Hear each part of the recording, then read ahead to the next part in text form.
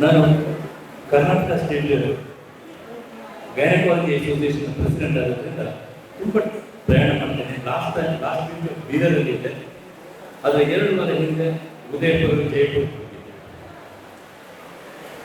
ಆದರೆ ನಮ್ಮ ಕರ್ನಾಟಕದಲ್ಲಿ ಇಷ್ಟೊಂದು ಸರ್ಕಾರ ಇಷ್ಟೊಂದು ಸೌಲಭ್ಯಗಳನ್ನು ಮಾಡಿಕೊಡ್ತಾ ಇದೆ ಅಂತ ನೋಡಿದರೆ, ನಾನು ಜಯಪುರ, ಉದಯಪುರ ಈ ಸ್ಟೇಟ್ಗಳಿಗೆ ಹೋಗಿ ನೋಡ್ತಾ ಇದ್ದೇನೆ. ನಮ್ಮ ಕರ್ನಾಟಕದಲ್ಲಿ ಗರ್ಭಿಣಿ ಹೆಂಗಸರುಗಳಿಗೆ ಮಾಡಿದಂತಹ MCH ಪ್ರೋಗ್ರಾಮ್ಗಳು, ಪ್ರತ್ಯೇಕವಾಗಿ ಮಾಡುವಂತಹ ಆಸ್ಪತ್ರೆಗಳು, ಹಾಗೂ ಶ್ರೀಯುತರ ಒಂದು ಕ್ಷೀರದಲ್ಲಿ ಮಾಡಬೇಕಾದಂತಹ ಒಂದು ಮೆಡಿಕಲ್ ಕಾಲೇಜ್ ಕಟ್ಟಬೇಕಂತಹ ಆಸೆ, ಇದು ನಮ್ಮ ಕರ್ನಾಟಕಕ್ಕೆ ವಿಶೇಷವಾಗಿ ಶಿರಾ ತಾಲೂಕಿಗೆ ಒಂದು ಅತಿ ಸಂತೋಷದ ವಿಚಾರ, ಗೌರವಾನ್ವಿತ ವಿಚಾರ ಅಂತ ಹೇಳಲಿಕ್ಕೆ ಇಷ್ಟಪಡ್ತಾ ಇದ್ದೇನೆ.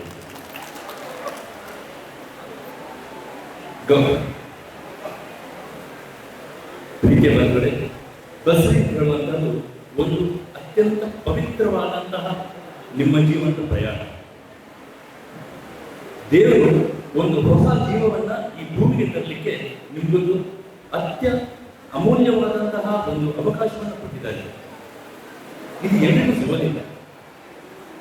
ಒಂದು ಹೊಸ ಬೀಜವನ್ನು ನಿಮ್ಮ ಗರ್ಭಕೋಶದಲ್ಲಿಟ್ಟು 9 ತಿಂಗಳು ಅದನ್ನು ಪೋಷಣೆ ಮಾಡಿ ಅದಕ್ಕೆ ಹೆರಿಗೆಯಾಗಿ 70-80 ವರ್ಷ ಈ ಭೂಮಿಯಲ್ಲಿ ವಟವೃಕ್ಷವಾಗಿ ಬೆಳೆಯಲಿಕ್ಕೆ ಆ ಮೂಲ ಬೇರು ಇಲ್ಲಿಂದ ಸ್ಟಾರ್ಟ್ ಆಗ್ತಾ ಇದೆ. ಇದನ್ನು ಅರ್ಥ ಮಾಡಿಕೊಂಡು ನಿಮ್ಮ ಬಸದಿಯನ್ನು ನಡೆಸಬೇಕು ಅಂತ ನಾನು ಕೇಳ್ತಾ ಇದ್ದೇನೆ. ನಮ್ಮೆಲ್ಲ ಆಸೆ ಏನಿರುತ್ತೆ, ನಮ್ಮ ಹೊಟ್ಟೆಯಲ್ಲಿರುವಂತಹ ಮಗು ಅಬ್ದುಲ್ ಕಲಾಂರಂತೆ ಜಾಣ್ಮೆಯಾಗಬೇಕು, ವಿವೇಕಾನಂದರಂತೆ ಧೀಮಂತವಾಗಬೇಕು, ಮಹಾತ್ಮ ಗಾಂಧಿ ಅಂತಂತೆ ರಾಷ್ಟ್ರವ್ಯಾಪಿ ಆಗಬೇಕು, ಸರ್ ತೆಂಡೂಲ್ಕರ್ ಇಲ್ಲ ಲತಾ ಮಂಗೇಶ್ಕರ್ಗಿಂತ ಸಾಧಕನಾಗಬೇಕು.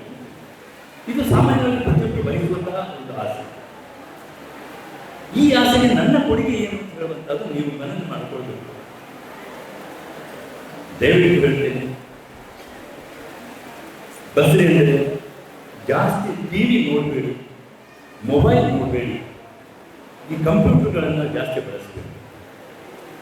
ಬೆಳಿಗ್ಗೆ ನೋಡುವಂತಹ ಈ ನ್ಯೂಸ್ಗಳು, ಸಂಜೆ ನೋಡುವಂತಹ ಈ ಸೀರಿಯಲ್ಗಳು, ಟಿವಿಯಲ್ಲಿ ನೋಡುವಂತಹ ಈ ರೀಲ್ಸ್ಗಳು, ಇದು ನಿಮ್ಮ ಗರ್ಭಕೋಶದಲ್ಲಿರುವ ಮಗುವಿನ ಮೇಲೆ ಪ್ರಮಾಣ ಬೀಳುತ್ತೆ. ಸೈಂಟಿಫಿಕ್ ಆಗಿ ಪ್ರೂವ್ ಆಗಿದೆ.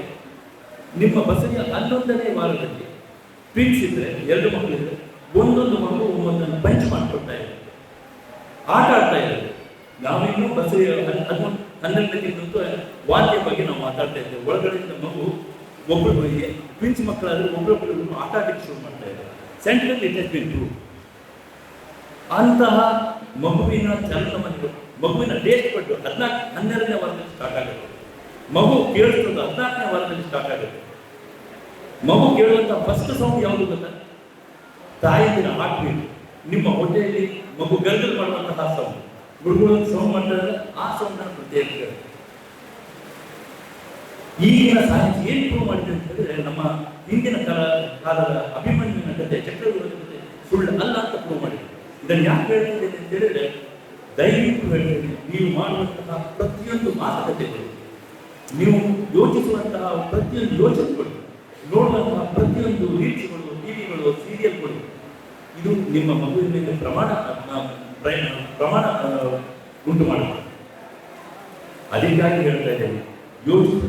ನಿಮಗೆ ಗಂಡನ ಮೇಲೆ ಸಿಟ್ಟು ಬಂದಿರ್ಬೋದು, ಅತ್ತೆ ಮಾವನ ಮೇಲೆ ಸಿಟ್ಟು ಬಂದಿರ್ಬೋದು, ಅಥವಾ ಪರಿಸರದ ಮೇಲೆ ಸಿಟ್ಟು ಬಂದಿರ್ಬೋದು. ಏನೇ ಆದರೂ ಈ 9 ತಿಂಗಳು ಆ ಮಗುವಿನ ಪಾವಿತ್ರತೆಯನ್ನು ಕಾಪಾಡಿಕೊಳ್ಳಿ. ನಿಮ್ಮ ಮಗುವಿಗಾಗಿ ಬದುಕಿಗೆ ನಾನು ಹೇಳ್ತಾ ಇದ್ದೇನೆ. ಮಗುವನ್ನು ಒಂದು ಶ್ರೇಷ್ಠ ಅಬ್ದುಲ್ ಕಲಾಂ ಈ ಭೂಮಿ ಕೊಡಿ, ಅದೇ ನಿಮ್ಮ ದೊಡ್ಡ ಕೊಡುಗೆ. ನೀವು ಮಾಡುವಂತಹ 3 ವಿಚಾರದಲ್ಲಿ ಗಮನ ಇಟ್ಟುಕೊಳ್ಳಿ: ಡಯಟ್, ಊಟ, ಎಕ್ಸರ್ಸೈಸ್ ಮತ್ತು ನಿಮ್ಮ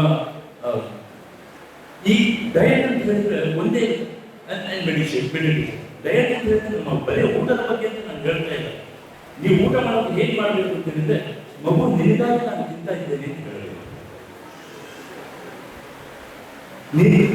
ನೀವು ನಡಿಬೇಕಾದ್ರೂ ನಿಮ್ಮ ಮಗು ನಿಮ್ಗೆ ಸಂಗಾತಿಯಾಗಿದೆ ಅಂತ ಅರ್ಥ ಮಾಡಿಕೊಳ್ಬೇಕು.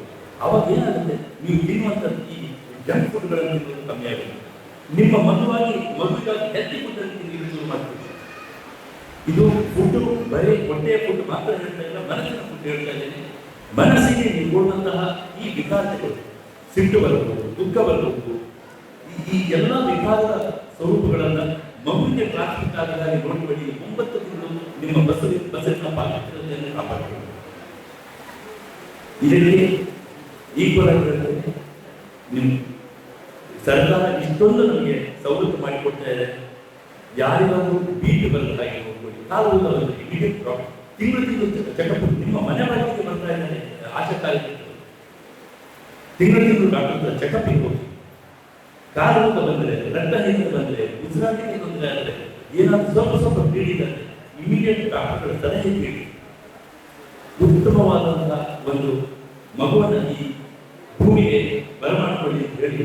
ಮತ್ತೆ ತಾಯಿ ತನ್ನ ಮಗುವಿಗೆ ಹಾಲು ಕುಡಿಸೋದ್ರಿಂದ ಏನು ಪ್ರೆಗ್ನೆನ್ಸಿ ಟೈಮಲ್ಲಿ 10 kg 14-15 kg ಅವರು ತೂಕ ಗಳಿಸಿರ್ತಾರೆ, ಆ ತೂಕನ ಇಳಿಕೆ ಮಾಡೋದಕ್ಕೆ ತಾಯಿ ಎದೆ ಹಾಲು ಕುಡಿಸೋದ್ರಿಂದ ತಾಯಿಗಳಿಗೆ ಅದು ಹೆಲ್ಪ್ ಆಗುತ್ತೆ. ಇನ್ನೊಂದು ಆರ್ಥಿಕವಾಗಿ ಕೂಡ ನಿಮಗೆ ಪ್ರಯೋಜನ ಆಗುತ್ತೆ. ಏನು ಮೊದಲ 6 ತಿಂಗಳು ಏನು ನೀವು ಮಗುಗೆ ಹಾಲು ಬಿಟ್ಟು ಬೇರೆ ಏನು ಕೊಡೋದಿಲ್ಲ. ಸೊ ತಾಯಿ ಎದೆ ಹಾಲು ಚೆನ್ನಾಗಿ ಬರ್ತಿದೆ ಅಂತಂದ್ರೆ ಅದು ನಿಮಗೆ ಸೇವಿಂಗ್ಸ್ ಇದ್ದಂಗೆ. ನೀವು ಮಗು ಕೊಡೋಗೋಸ್ಕರ ಮಗು ಹಾಲಿಗಾಗಲಿ ಹಾಲಿನ ಪೌಡರ್ಗಾಗಲಿ ಏನು ನೀವು ಖರ್ಚು ಮಾಡುವಂತ ಅವಶ್ಯಕತೆ ಇರೋದಿಲ್ಲ, ಫ್ರೀ ಆಗಿ ಬರ್ತಾ ಇರುತ್ತೆ. ಇದ್ರ ಜೊತೆಗೆ ತಾಯಿಗೆ ಇನ್ನು ಏನು ಮುಂದೆ ಫ್ಯೂಚರ್ ಅಲ್ಲಿ ಇವತ್ತಿಗೆ ಏನು ಅಡ್ವಾಂಟೇಜಸ್ ಬಿಟ್ಟು ಮುಂದೆ ಫ್ಯೂಚರ್ ಅಲ್ಲಿ ಏನು ಅಡ್ವಾಂಟೇಜಸ್ ಆಗುತ್ತೆ ಅಂತಂದ್ರೆ, ತಾಯಿ ಮಗುವಿಗೆ ಎದೆ ಹಾಲು ಕುಡಿಸೋದ್ರಿಂದ ಆ ಮೂಳೆ ಸವಿಯುವಂತ ಏನು ಆಸ್ಟಿಯೋಪೋರೋಸಿಸ್ ಕಂಡೀಷನ್ ಅಂತ ಹೇಳ್ತಾರೆ ಅದನ್ನ ತಡೆಗಟ್ಟುತ್ತೆ. ಮತ್ತೆ ತಾಯಿಗೆ BP ಬರೋದಿರ್ಬೋದು, ಶುಗರ್ ಬರುವಂತದಿರ್ಬೋದು, ತಾಯಿ ತನ್ನ ಮಗುಗೆ ಹಾಲು ಕುಡಿಸೋದ್ರಿಂದ ಇವನ್ನೆಲ್ಲರೂ ಫ್ಯೂಚರ್ ಅಲ್ಲಿ ತಡೆಗಟ್ಟುವಂತ ಶಕ್ತಿ ಇರುತ್ತೆ. ಇವನ್ ಹೃದಯ ಸಂಬಂಧಿತ ಕಾಯಿಲೆಗಳು ಮತ್ತೆ ರುಮೆಟಾಯ್ಡ್ ಆರ್ಥರೈಟಿಸ್ ಅಂತ ಏನ್ ಕರೀತಾರೆ ಅವನ್ನೆಲ್ಲ ತಡೆಗಟ್ಟುವಂತ ಶಕ್ತಿ ಜಸ್ಟ್ ತಾಯಿ ತನ್ನ ಮಗುಗೆ ಹಾಲು ಕುಡಿಸೋದ್ರಿಂದ ಆಗುತ್ತೆ. ಓಕೆ, ಈಗ ತಾಯಿಗಾದ ಏನೋ ಆದಂತ ಉಪಯೋಗಗಳನ್ನ ತಿಳ್ಕೊಂಡ್ವಿ. ಇವಾಗ ಮಗುಗೆ ಏನಾಗುತ್ತೆ, ತಾಯಿ ತನ್ನ ಎದೆ ಹಾಲನ್ನು ಕುಡಿಸೋದ್ರಿಂದ ಮೊದಲು ಮೆದುಳು ಬೆಳವಣಿಗೆ.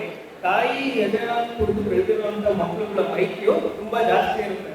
ಮುಂದೆ ಹೋಗ್ತಾ ಇವಾಗ ಮೊದಲ 2 ವರ್ಷ ಯಾರು ತಾಯಿಯಿಂದಿರೋ ಮಕ್ಕಳುಗಳಿಗೆ ಎದೆ ಹಾಲು ಕುಡಿಸಿರ್ತಾರೆ ಆ ಮಕ್ಕಳುಗಳು ಮುಂದೆ ಹೋಗ್ತಾ ಜೀನಿಯಸ್ ಆಗ್ತಾ ಹೋಗ್ತಾರೆ. ಅವ್ರ ಬುದ್ಧಿವಂತಿಕೆ ಬುದ್ಧಿಶಕ್ತಿ ಜಾಸ್ತಿ ಆಗ್ತಾ ಹೋಗುತ್ತೆ. ಯಾಕಂದ್ರೆ ಮಗುವಿನ ಮೆದುಳಿನ ಬೆಳವಣಿಗೆ ಮೊದಲ 2 ವರ್ಷದಲ್ಲಿ ಇರುತ್ತೆ. ಮಗುವಿನ ಕಣ್ಣಿನ ಬೆಳವಣಿಗೆಗೆ, ಮಗುವಿನ ಕಿವಿ ಬೆಳವಣಿಗೆಗೆ ಮತ್ತೆ ಮಗುವಿನ ಹಲ್ಲುಗಳ ಬೆಳವಣಿಗೆಗೆ ಈ ತಾಯಿ ಹಾಲು ಕುಡಿಸೋದು ಹೆಲ್ಪ್ ಆಗುತ್ತೆ. ಮತ್ತೆ ಇನ್ನೊಂದು ಮಗುವಿನ ಚರ್ಮ ಬೆಳವಣಿಗೆಗೆ ತಾಯಿ ಹಾಲು ಕುಡಿಸೋದು ಹೆಲ್ಪ್ ಆಗುತ್ತೆ. ಮತ್ತೆ ಮಗುವಿನ ಮೂಳೆ ಮತ್ತು ಮಗುವಿನ ಕರಳು ಇವೆಲ್ಲ ಬೆಳವಣಿಗೆಗೆ ಹೆಲ್ಪ್ ಮಾಡುತ್ತೆ. ಜೊತೆಗೆ ಇವತ್ತಿಗೆ ಬಿಟ್ಟು ಮುಂದೆ ಮಗುವಿನ ಜೀವನದಲ್ಲಿ ತಾಯಿ ಎದೆ ಹಾಲು ಕುಡಿಸಿರುವಂತ ಮಕ್ಕಳುಗಳು ಶುಗರ್ ಆಗಲಿ, ಡಯಾಬಿಟೀಸ್, ಹೈಪರ್ ಟೆನ್ಷನ್ ಈ ತರ ಎಲ್ಲ ಇರುವಂತ ಕಾಯಿಲೆಗಳನ್ನ ಕಮ್ಮಿ ಆಗುವಂತ ಸಾಧ್ಯತೆಗಳು ಇರ್ತವೆ.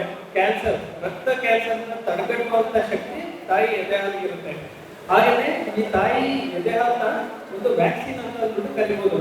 ಏನಕ್ಕೆ ತಾಯಿ ಎದೆ ಹಾಲನ್ನ ವ್ಯಾಕ್ಸಿನ್ ಅಂತ ಕರಿಬಹುದು ಅಂತಂದ್ರೆ, ಒಂದು ವ್ಯಾಕ್ಸಿನ್ ಏನಕ್ಕೆ ಹಾಕ್ಸ್ತೀವಿ, ಈಗ ಒಂದು ಪೋಲಿಯೋ ವ್ಯಾಕ್ಸಿನ್ ಯಾಕೆ ಹಾಕ್ಸ್ತೀವಿ, ಪೋಲಿಯೋ ಕಾಯಿಲೆ ಬರ್ದಂಗಿರೋಕೆ ತಡೆಗಟ್ಟಕ್ಕೆ.